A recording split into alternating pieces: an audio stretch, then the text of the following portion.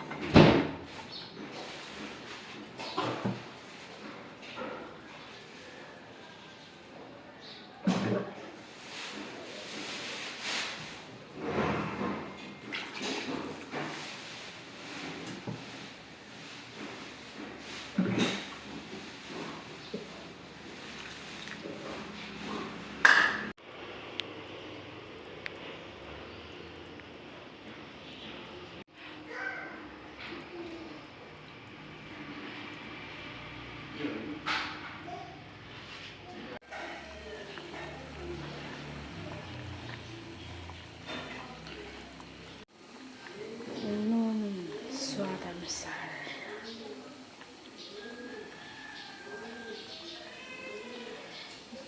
पिरो पिरो बनाएर खानु, त्यही चिली पाउडर हाल्दैछु।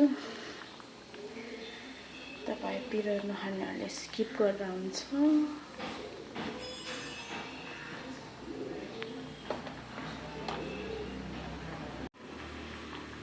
इन्ग्रेडियन्ट चाहिँ यो हो, किनेमा।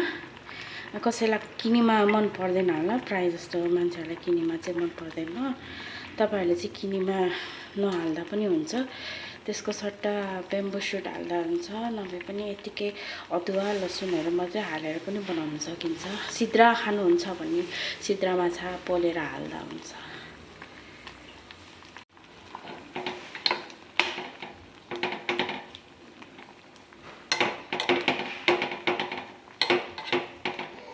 अब यसलाई चाहिँ यतिकै छोपेर पाक्नु दिने। ल है, मेरो तरकारी चाहिँ पाकेर रेडी छ, भइसक्यो।